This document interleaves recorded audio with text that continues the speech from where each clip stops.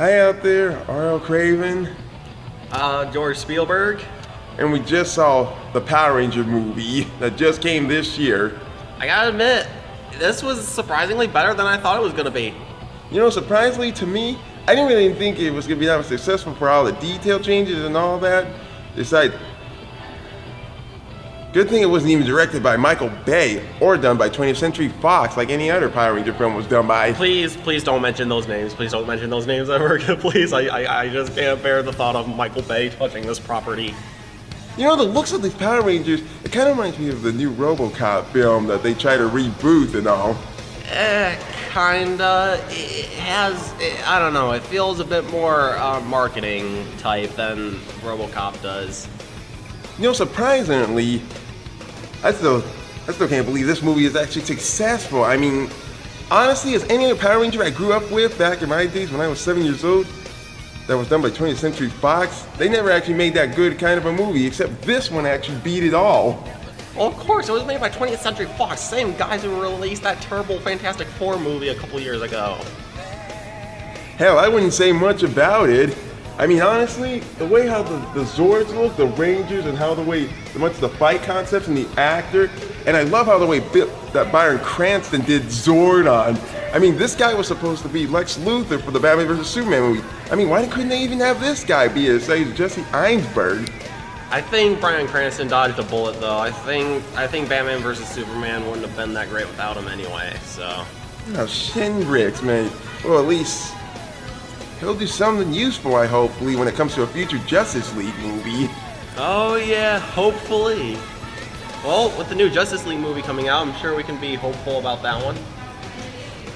And similar to the actors that they chosen to do this movie, I think it was a real good decision how some of them had a kind of bit of a racist role, like an African American being the Blue Ranger when he's originally the Black Ranger.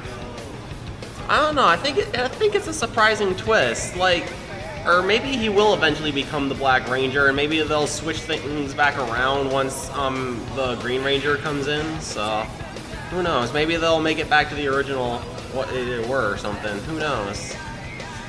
And as much as I love to say about this movie, I gotta say it kind of has a big hit, but it has also kind of some misses too. Like Elizabeth Banks being Rita.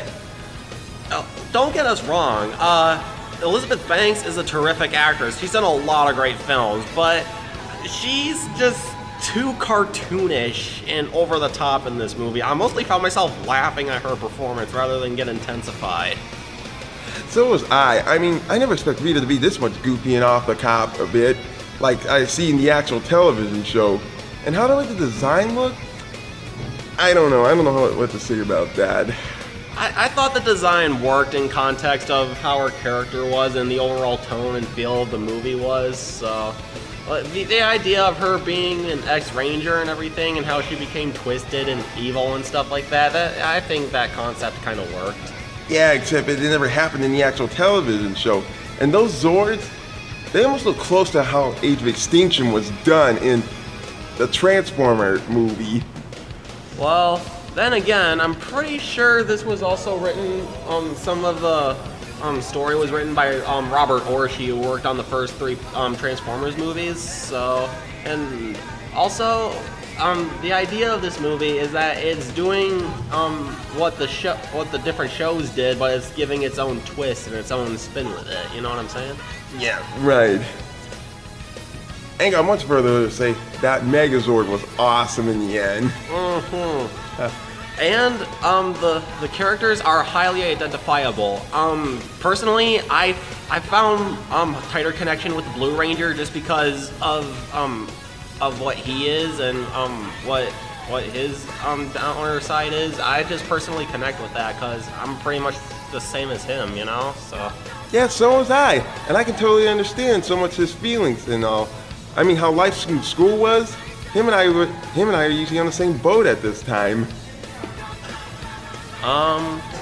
Well, that's all I have to say for that. Torian, do you have more to say? No, not much. Until next time. All right, over and out. Over and out. Yep, here we go.